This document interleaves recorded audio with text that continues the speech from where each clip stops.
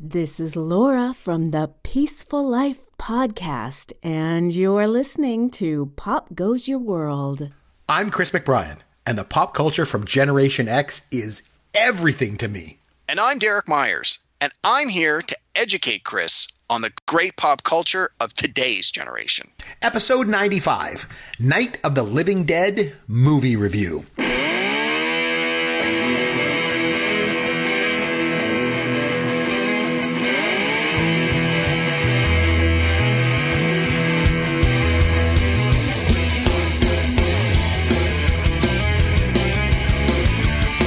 Hey, I'm Chris McBrien, along with Caveman Derek Myers. You're going to find him on Twitter at Amaron_DM. You'll find me at CMcBrien, or you can find us at popgoesyourworld.com for all of our contact information. Derek, Caveman, my friend, what's new in the world of pop for you? Hey, Chris. Not a whole lot new. We've got the Academy Awards coming up in just a couple of days, and you and I have a personal wager on who we think will get the most picks correct. Yes, we have a side bet on our Oscar pool. That's correct. Yeah, and when we compared lists just today, once we had both submitted our picks, it turns out we have 19 out of 24 of the exact same responses. Yeah. So it's those 5 that we have different that'll make or break our picks. So it'll be interesting to see if either of us scores a perfect sheet and how many we get correct. But aside from that, going way back, I had an opportunity earlier this week to rewatch one of my favorites, the classic movie 12 Angry Men. Oh, nice. Love it. It was on the Turner Classic Movies channel. I just happened to be flicking through after work one night, and I was like, oh my God, I literally caught it as it was coming on. I had to watch it. The movie, if you've never seen it, is so good. It is one of my all-time favorites, and I could watch it over and over again, and I have. I've watched it a bunch of times. I watched it again this week. It just really, really reminds you of what a great movie can be after seeing some real bummers over the last few months. So a question for you. If you went back and watched it, Martin Balsam, okay, that's in it. That's one of the main jurors in it. Did you recognize him from St. Elmo's Fire that we watched recently? I did not. Yeah, so Martin Balsam was in St. Elmo's Fire. Remember the kind of the nerdy girl Wendy in St. Elmo's? He played her dad. Remember that would give her money and wanted her to start her own card business? Okay, I do remember the part. I didn't put 2 and 2 together. I mean, with this movie, it's got such a big cast. It's got such a great cast. Jack Klugman is in it too, yeah. Henry Fonda is the star. It's his movie. Yeah. And so he's just so riveting when he's on screen. And, again, you're in this jury room with these 12 men for the entire movie, and he's not saying that he thinks the guy is innocent. He just keeps saying, I want to talk about it. I don't want to sentence an 18-year-old kid to death without actually talking about the details of this case. And it's interesting how just through the course of dialogue, they can poke holes in what has been presented as absolute facts, and the other jurors start to come around. And it's such a great movie. If anyone's listening who has not seen it, I can't recommend it highly enough. 12 Angry Men. I mean, it's an oldie goldie. It's in black and white. It's from 1957. They actually did a remake of this with Jack Lemmon in the main role, and it has a more updated cast. It's still all men, but there are a number of visible minorities, like a number of black actors playing some of the big parts. It is every bit as good as the original. I mean, the original is so good, but this is one of those cases where the remake is, in my opinion, just as good as the original. So if you can find the original, great. But if you can find the Jack Lemmon version from, I want to say it's 97, if I had to guess, just as good. Nice. Anyway, what's going on with you, world pop culture? For pop culture, for me, I've been sharing the story the last couple of episodes about my son doing his speech on where all of his classmates are doing their speeches on things like Fortnite, and Minecraft and all the things that, kids like these days. And of course, my son does his speech on the band Queen, because he's my kid. So he does this whole speech. So 2 things. Number one, in regard to the speech, he was selected to go in front of the whole school and do his speech along with, he's in grade 4. So he's doing his speech with like grade 8s and grade 7s. So I'll be like, geez, these kids are way more, polished, than he is. They're so much older, right? But he did it, and I took the day off work and I went into the school and watched him, and it was great. And we found out today that he actually finished second Wow. So That's good. I'm impressive. so proud of him. Like beating out grade 8s and stuff like that to finish second. Just so cool. So obviously I'm just over the moon. And then the other cool thing was his class. So when I walk in to go to the school to watch his speech, and then they have this display there of their artwork that his class has put up. It's this whole wall. And what they did was they asked all the kids in the class to create a mask. And it could be any mask of anything that they want. So of course there's like, Batman, Spider-Man, all the usual suspects, right? Superheroes who wear masks, yeah, of course. And of course, my son did his mask of Freddie Mercury. Oh, It's got a mustache and it's got these huge teeth. Just but it comes from a place of love. He's not doing it to be mean. No, not at all. Yeah, he wanted it because he just thinks Freddie Mercury is the greatest, right? So he made his mask of, and he just looks so funny. It's got the little nameplate beside it. It's got his name, Trent McBrien, Freddie Mercury. Like, it's just so funny. So I took a picture of it and I put it up on social media. I'll have to share it on Twitter as well. It's just hilarious. But on that note, let's get to our movie. I'm wearing a t-shirt that's Smokey and the Bandit. And let me give you an example. And as far as I'm concerned, they should have stopped making Star Wars movies in 1983. Was it the holiday wrap? Okay, well, you've obviously not been paying attention because wasn't like the Black Negro League or it was not the Black Negro League. Whatever the you want to say, go ahead and say it. Here's a group that'll see us. We're going to lose about 75% of our audience. All right, so I nominated the film this week. I went all the way back in time to 1968. As you know, I'm like a big horror movie fan. And I know you're not a huge horror movie fan. But for me, horror movies, and we're going to get into this in a bit, horror movies are just, they're a very interesting genre of film because they allow you, when they're done right. There's a lot. I think the reason that people don't like horror movies is because there's so many that are just done so poorly and campy and crappy and slasher films and all that crap. But the really good horror films are just that. They're just films. They're just they can use the medium very, very well. And this is one of my favorite horror movies of all time. So I felt that I wanted you to watch it. You'd never seen it, and I thought we would come back and kind of pick it apart and talk a little bit about it. So I will turn it over to you. First time ever seeing Night of the Living Dead. What do you think? I didn't love it. Okay, that's fair. But I didn't hate it. So you had asked me to watch it through the lens of a film student or as a person who loves movies, loves film. We did a whole podcast on the difference between a movie and a film, and you said, as watch it from a more critical perspective. Don't necessarily watch it as like a pop culture style zombie movie. Watch it as a piece of cinematic history. That's what I wanted you to do. Yeah. So I'll be fair then, and I'll at first let's talk about it through that perspective. Please. So I am a pretty big fan of the quote-unquote zombie genre. I like zombie books. I like zombie comics. I like zombie television shows. I like zombie movies. Now, my wife loves them to the 10th degree. I'm more of like the first or second degree. So I'm a big fan, but not like to the point where everything and anything that has a zombie in it I have to watch. That's my wife. But for me, I watch the big ones. I've read a bunch of the books. I read the Walking Dead comic books. So I am well versed in what would now be considered current popular culture zombie lore.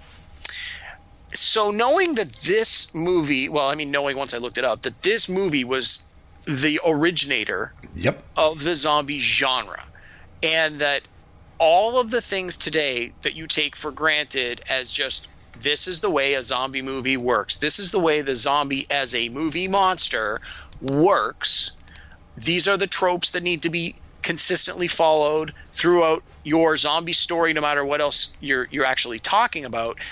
Realizing that those all originated in some way from this first production made me appreciate it considerably. The idea that the zombies tend to be slow and they shuffle when they move. The fact that they consume the flesh of their victims. The fact that the only way to kill one permanently is to hit it in the head or shoot it in the head. The fact that they tend to fear fire. Like, all of these things are present in Night of the Living Dead and are all things that are now just considered standard lore for zombies. You want to make a zombie movie? You got to follow these rules.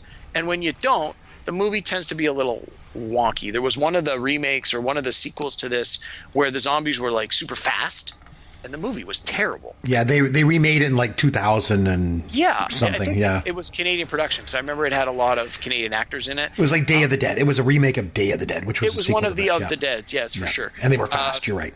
Yeah, and it just didn't work. So realizing that really made me appreciate the movie a little bit more. The acting is not great, but it was a low budget independent movie, and you sort of, you got to accept that. I've seen a lot of indie movies in my time, and some of them are terrible, or some of them are good, but the performances are terrible because you have a director or a screenwriter or someone who wants to like tell this story, and the only people they can afford to put in the movie are their friends, or they cast their girlfriend in the lead role, or they cast their brother as the lead actor. A lot of nepotism going on. So you just come to accept that if this is a first-time movie maker's, first production, first film, first whatever, watch it from the point of view of what are they trying to say? What kind of a story are they telling? What's the point? And when you think of it that way, I can forgive bad acting. And I can forgive shoddy special effects. Although, considering his shoestring budget, some of the special effects were actually pretty good. Yes, they were. Yeah. It is definitely a movie of its time in some ways. It came out in 1968, and the music was terrible. The score. It is so much of its time. And I did a little reading on it after. And apparently this is just the way the typical horror movies were made at this time. You have these sort of psychedelic sounds that are used. The music is very loud. It is very consistent for long stretches of the movie. And at the beginning, there's this very long intro where there's very little dialogue. Even when they first get to the house, there's only the two characters and they're not really talking to each other. And it's just, you got to watch them boarding up the house and fighting the zombie. And it's like this music is just blaring. And it's like, it doesn't add any value to the movie. It's so annoying. So from that point, I'm 15 minutes in thinking, I'm going to hate this movie. But the music stopped. The music got quieter. The story started to progress. You started to understand what was going on here. And, I quickly was able to just dismiss the score as like background noise, and it didn't bother me as much. Let me think. What else? Here, jump in here, Chris. Give me a chance to collect my thoughts. Okay, so one of the things that I've always kind of rooted horror films in is the times, right? Like I always felt that the best horror films are those that represent the times in which they're released. So a lot of times films will capture sort of some aspect of society that kind of causes people fear. Like if you think of all those disaster movies that came out around the time of Y2K, or better yet, Invasion of the Body Snatchers from 1956. Perfect example. Right in the middle of McCarthyism. Right? Yeah. So where communists are infiltrating the USA. They could be your neighbors. They could be your friends. They look just like you. You don't know who to trust. And that's exactly what Invasion of the Body Snatchers plays up thematically, right? So that's a perfect example. So if you think about the times that this movie, The Night of the Living Dead, came out, you have to remember this is a time of a lot of upheaval. Martin Luther King Jr. had been assassinated earlier that year. And just after this movie came out, Nixon was elected to his first term. The 60s were a time of massive unrest, obviously, between generations, because you got the young hippies are trying to take over the world, right? And the older generation was fearful of the younger generation. The younger generation was fearful of the older generation. There were massive protests against the Vietnam War. You know, there were riots and violence right across the country. The baby boomers were coming of age. You know, it was a turbulent time, to say the least. And then you've got films around this time, like as a film buff, you know, you're going to appreciate this. Like if you remember Jean-Luc Godard's Weekend or Barry Shear's Wild in the Streets, they play off and basically parody right-wing paranoia. Okay. And so smaller budget art films are usually incredibly influential on culture. And if you think about all that I talked about, smack dab in the middle of everything, this little movie comes out about dead bodies rising from the grave and trying to take over.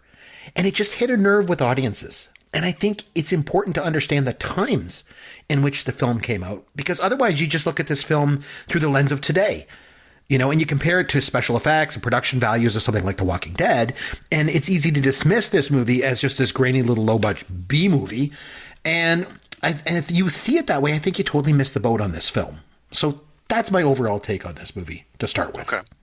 All right. So let me talk. So you were talking about watching it with today's lens. And I know that we've looked at things like comedies and commented numerous times about how comedies from the 70s and 80s don't hold up from today's standard when it comes to certain aspects of them, especially when it comes to race, gender, ethnic slurs, things that were deemed funny in the 80s, which shouldn't have been, but at the time it was what it was. And now you look back at it and you sort of cringe at half of whenever some of this stuff happens. I obviously that was a little bit present here in Night of the Living Dead, not as much, but the female characters in this, in my mind, really reminded me of the time in which the movie was created. You had a married couple where the husband was clearly a jerk and he was, flat out wrong, and he had just had the, terrible ideas, and he kept like telling the wife, do this, do that. And I kept thinking to myself, well, if this movie was made today, the wife would stand up in 2 seconds and say, shut your mouth. I'm not doing what you're going to tell me. You're wrong. But given that this was the 60s, you had this wife that clearly didn't agree with the husband, but knew that the societal expectation was the wife obeys the husband, and she did. And that really stood out to me right away as placing this movie in a certain time period. But to juxtapose that, you have the main character here is a black actor, and he takes charge. And I was very pleasantly surprised to see that during the scenes in the movie where the people that are holed up in the house are trying to figure out what to do, there's obviously some arguments and some upheaval, and they're fighting with each other and they're yelling and screaming. At no point do any of the white characters make any sort of racial slurs against him. Do they it's as if and I believe this was the case, that the characters were written as being colorblind, so none of the dialogue specifically calls out anyone's not gender, but anyone's race. So you don't have like the white guy say things to the black character that are racially insensitive in order to get a rise out of them, or in order to try and emphasize a point. And I mean, I suspect that happened by accident just because of the way the script was written, but it definitely seemed progressive after seeing the scene just before it where there's this whole wife and husband dynamic going on. And reading a little bit about the movie afterwards, when they interviewed the director, he even said that it wasn't his intent to sort of make a revolutionary movie in that sense, or to, deliberately put this black actor as the lead to make a statement. This was the guy who was best for the part, so they cast him, and he did a great job. And from what I was reading, it said that he was one of this is one of the first big movies. Well, you can call it a big movie. I mean, it was an independent movie, but it did very well. That had a black man as the lead, and so from that point of view, it's yet another reason why this movie should and does stand up.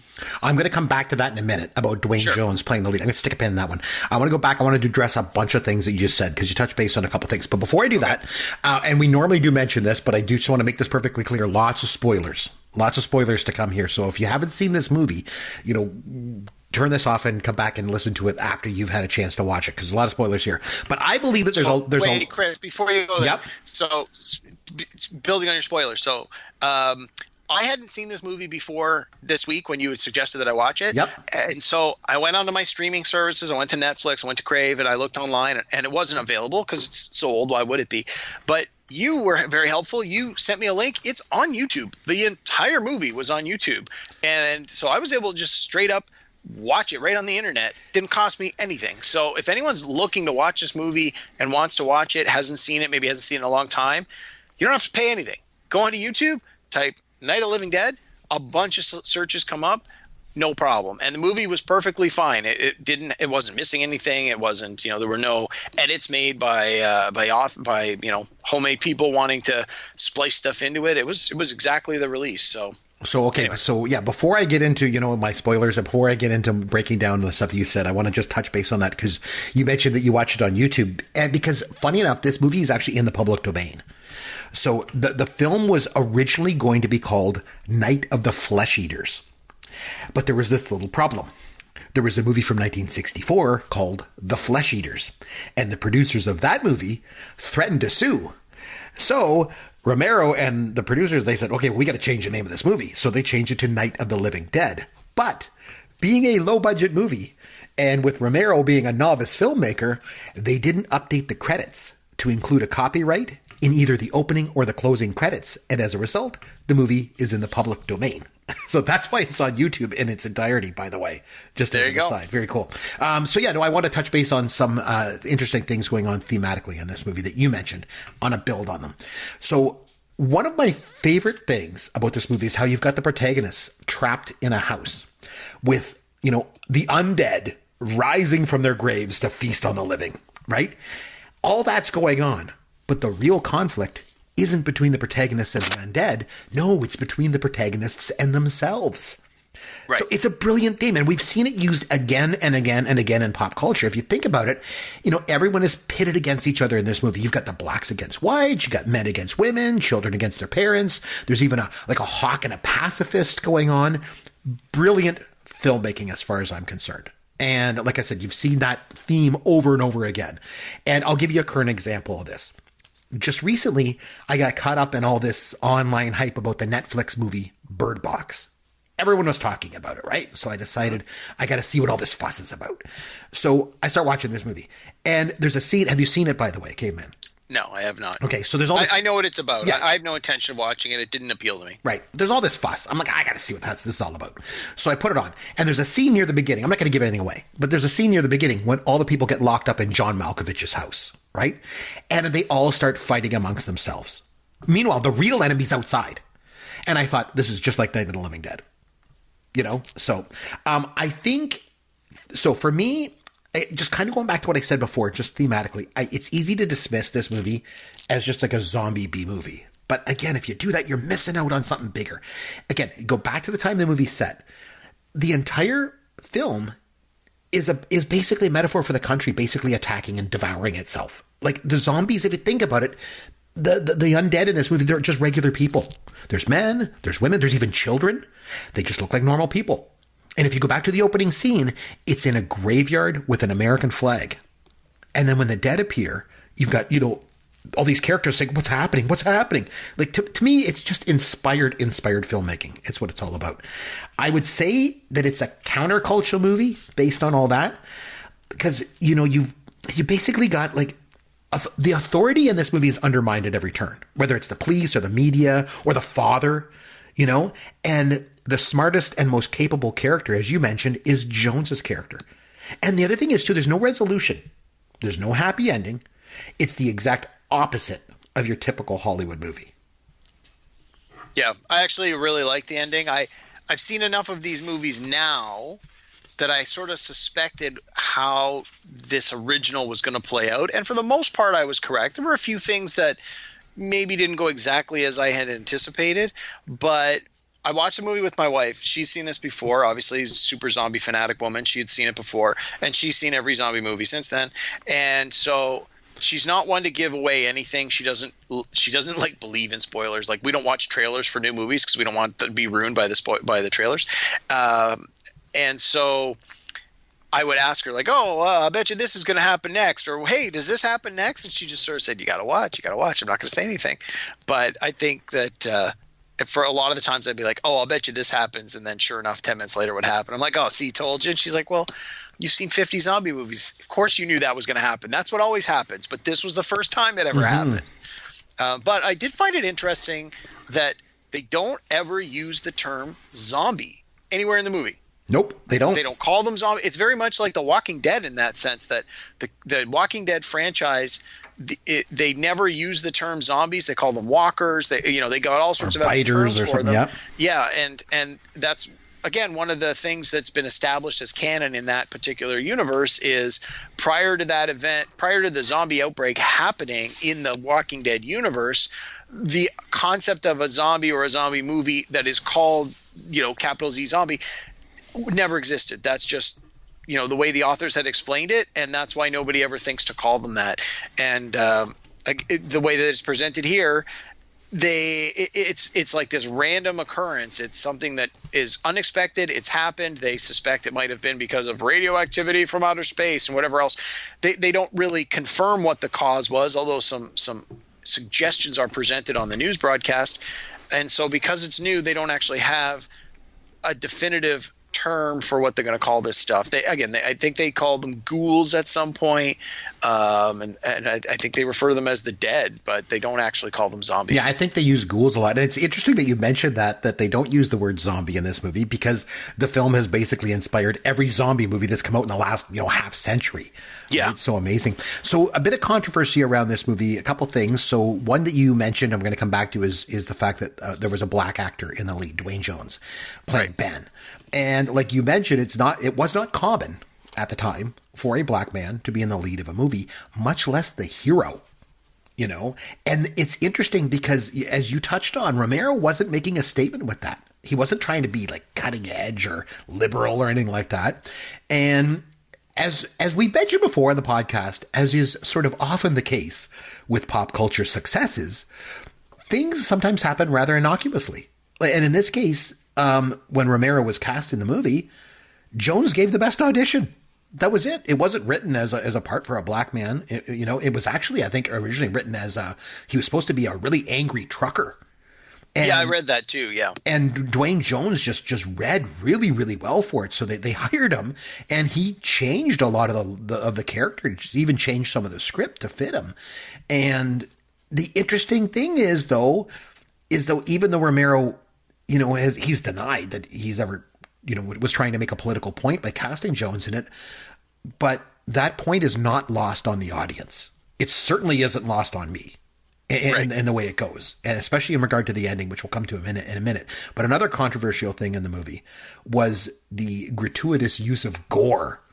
And by today's standards, this movie's tame, Yeah, it's almost, by today's standards, it's almost like it's over the top to the point where it's laughable. Like there's a few times where I almost did laugh at it. Just you look at it with the lens of how does this look today in TV and in movies, and it's so realistic. The computer generation and the special effects are just so great today that you forget it wasn't always this realistic.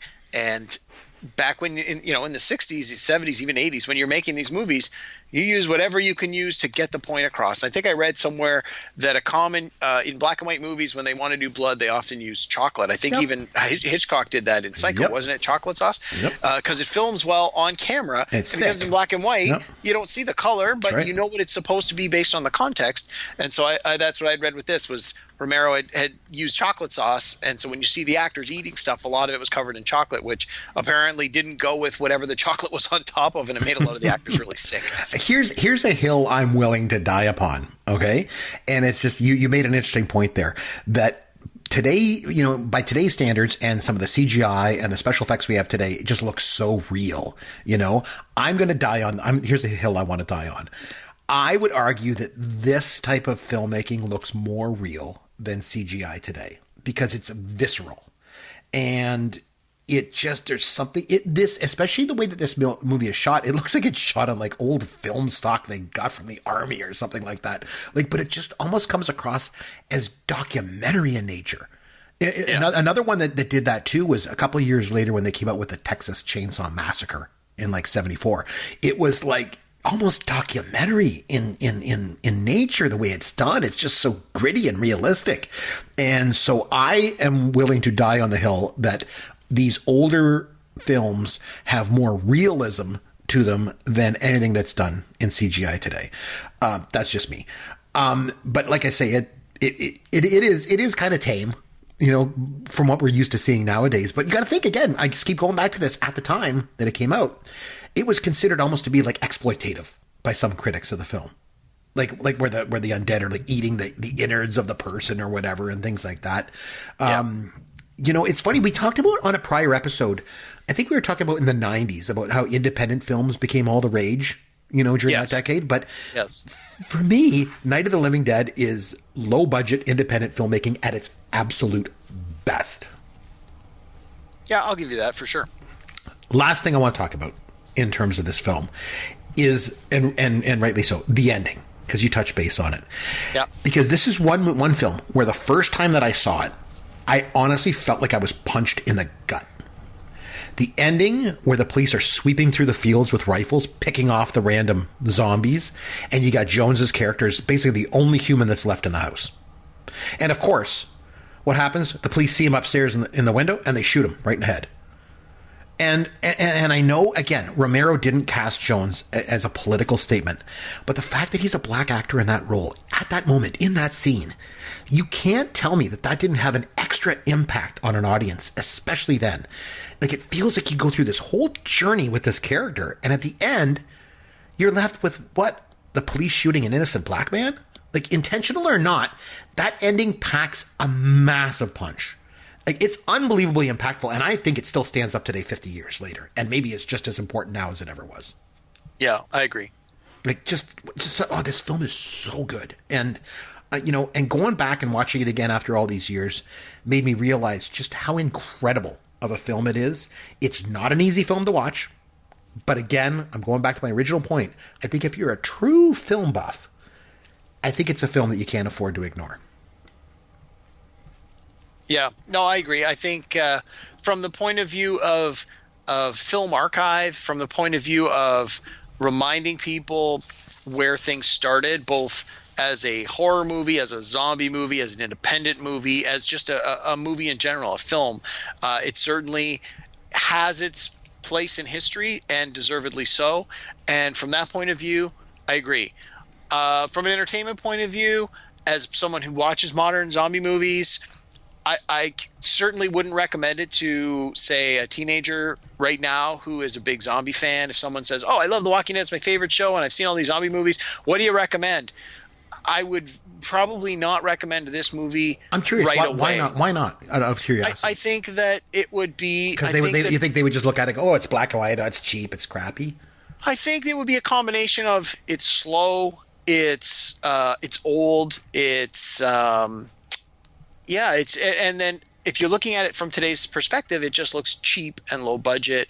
And so much of what's in this movie has been done and redone in newer movies, and in many cases not nearly as successfully, that you're going to miss the point, or you're not going to get the full impact that the original viewers would have received having never seen anything like this before. I think that a lot of today's younger audience, if they watch this movie, would be like, meh, whatever. Or like me, they'd watch the first 15 minutes and go like, oh my God, this is slow. This is boring. The music is driving me crazy. I'm done. I'm out. And had I not been watching this with the specific intent of being able to discuss the whole movie, I probably would have watched it in 2 viewings, and it would have been really difficult for me to go back to that second half. But I sat through it the first time, and I'm glad I did. But I've seen it once. I'm glad you made me watch it. I don't think I ever need to see it again, and I think I would be very hesitant to recommend it to too many people who are not big film buffs. Yeah, I understand. I get it. It's funny. It's another example for me too of in pop culture. Sometimes we see things where somebody comes out, an artist, whether it's a musician or a director, that comes out with their initial project that is just so impactful, and the rest of their career is kind of like an anticlimactic experience for them. Like we've seen a modern sort of day version of that, I would argue, is M. Night Shyamalan. Came out with that first big movie, and everything else was kind of okay, but nothing major. And we saw it here, I think, with Romero. Like, he came out with this movie, and then he did 2 sequels, Dawn of the Dead and Day of the Dead, and they were just both not the same. They weren't awful, but I mean, they weren't the same. They did a remake of this in 1990. Tom Savini, of all people. I met Tom Savini once. Great, he was an interesting guy, and I was very lucky to be able to meet him and talk to him. And he's a makeup artist. I don't know if you know Tom Savini. Do you know the film that came out in around 93, 94, called, it was Tarantino and Robert Rodriguez, Dusk Till Dawn. From Dusk Till Dawn. He was in it. He played Sex Machine, the guy that had, remember the machine gun on his crotch? That's Tom Savini. He's a makeup artist, and he directed a remake of this in 1990. And it just wasn't the same. It just wasn't that. It's just an example of Romero just kind of came out of the gate with this, blew people away, and his career was just always kind of riding on the coattails. As much as I like Creepshow, which he was part of, it just never kind of, he never really kind of got back to the level that he did with this movie. But again, I think like as far as film go, and the first time that I saw this film actually was in university in a film course that I was taking, and the prof suggested that we watch it, and I thought, well, we're watching this horror movie, and I watched, and I was just mesmerized by it. Because again, I'm such a film buff that I just love all the aspects that I've laid out so far tonight. I don't know. There's just something about this movie to me. It's very, very special, and it's very seminal in terms of not the actors. They never went on to do anything, but in terms of it's influential. I should say, not seminal, but it's just so influential on everything that's come forward, whether it's, like I mentioned, Bird Box or every zombie movie to follow. But it is just, man, it is an impactful movie. And like I say, the end of the movie just punches me in the gut, especially the first time I saw it. I was shocked. I was just shocked, like literally shocked and I was like, that's not the end. And then, no, this is wrong. And then they show them like hooking the body and throwing it on a pile, and it goes to still photos. Yeah. And I was like, wow, what did I just watch?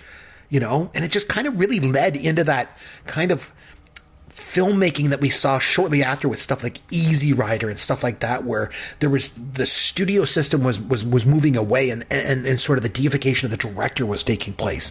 And these kind of movies with downer endings, became all the rage after Easy Rider, but this movie started it all as far as I'm concerned. So not only did it influence zombie films, it influenced kind of those kind of downer ending films that we kind of saw in the 70s, rightly or wrongly. This movie belongs in the pantheon of film, as far as I'm concerned. That's me. Anyway, on that note, how about we say we have some fun with Caveman. So, Caveman, I'm going to turn things over to you. You wanted to do something this week, so what have you got up your sleeve to have some fun? All right. I think it's time for us to go back to the $100,000 pyramid.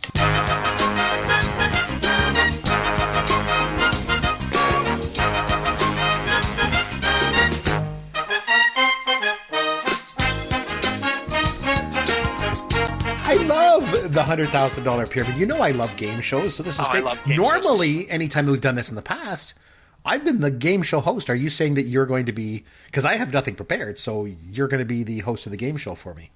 Yes, I am, Chris. Today on the $100,000 pyramid, you could win bragging rights. Nice. I like bragging rights, and they go far around here, that's for sure. So I'm going to take my seat in the winner's circle. Is that correct? And we're going to play around? Yes. So, keeping on the theme of horror movies, okay. The topic of today's pyramid is movie monsters. Movie monsters. Movie monsters. We'll say movie monsters / movie villains. Okay. So for each one, I'm going to read you a list of actors and actresses who have played that role in various iterations, and I just want you to tell me the name of the role that they've played. And I'm going to be very generous because in some cases the name is a little different, but it's very similar. So I'm going to give you a wide latitude here. But in each one, the answer is the name of a movie monster, movie villain, something along that line. So you're going to give me a list of actors that have all played the same movie monster, and I've got to name the monster. Yes. Okay. All right. I'm ready when you are. The clues will get a little harder as we go up the pyramid because they're worth a little bit more bragging rights. Sounds good. All right. Are you ready? Yes, go. Tyler Lautner, Michael Sheen, Benicio del Toro, Jack Nicholson, Michael Landon. Oh, werewolf. Bingo, werewolf. Good. Yes. All right.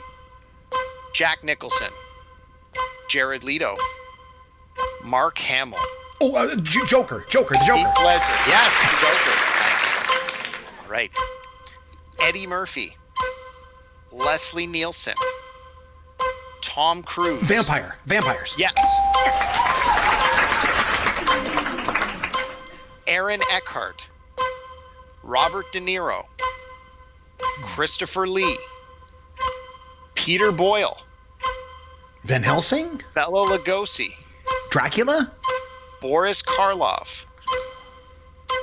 Okay, pass. Pass. Bill Cosby. The devil?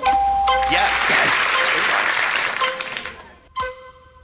Burgess Meredith. The Penguin?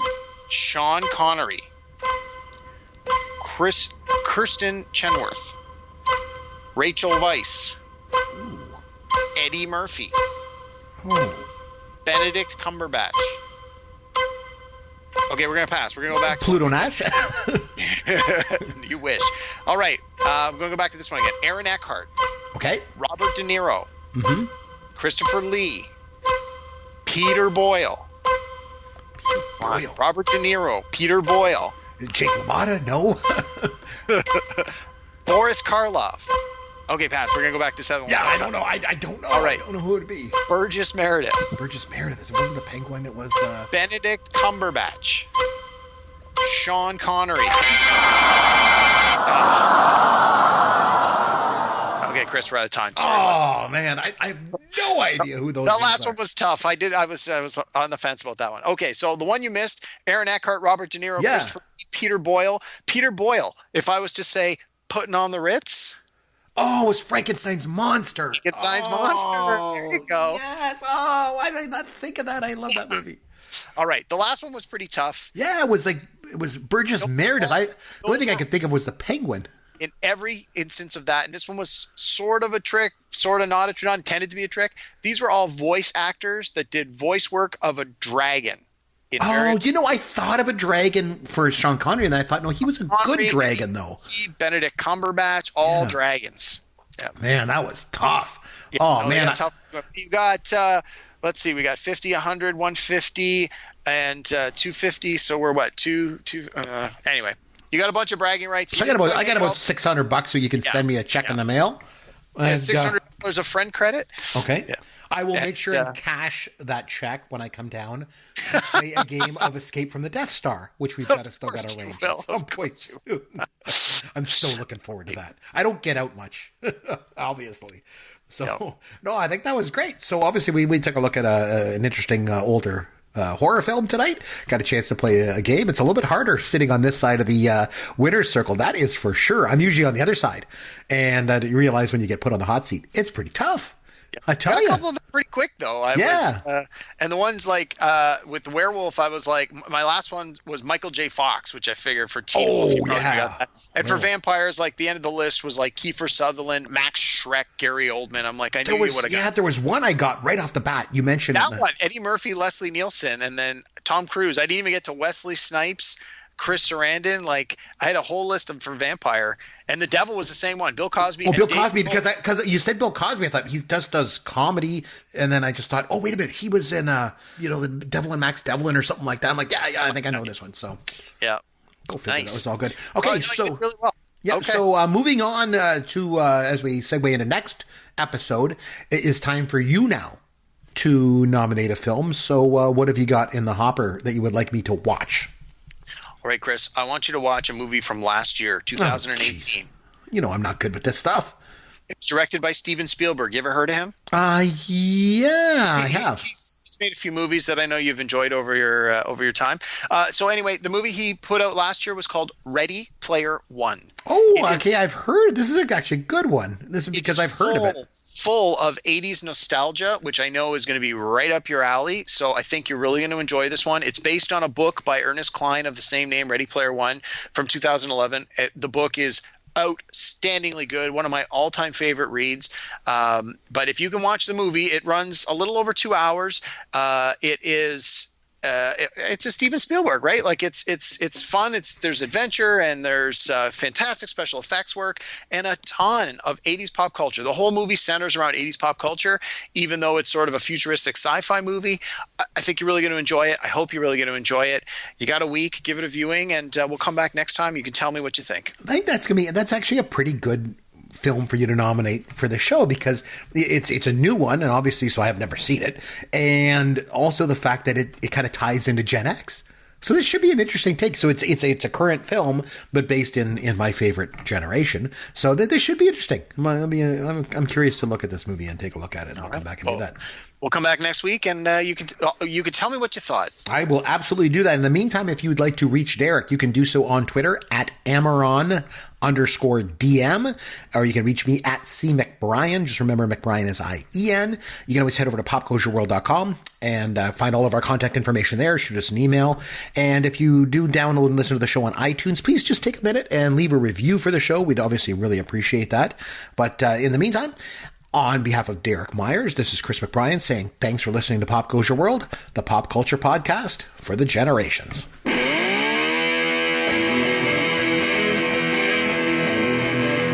Thanks for listening to Pop Goes Your World. You can contact Chris and Derek at popgoesyourworld.com.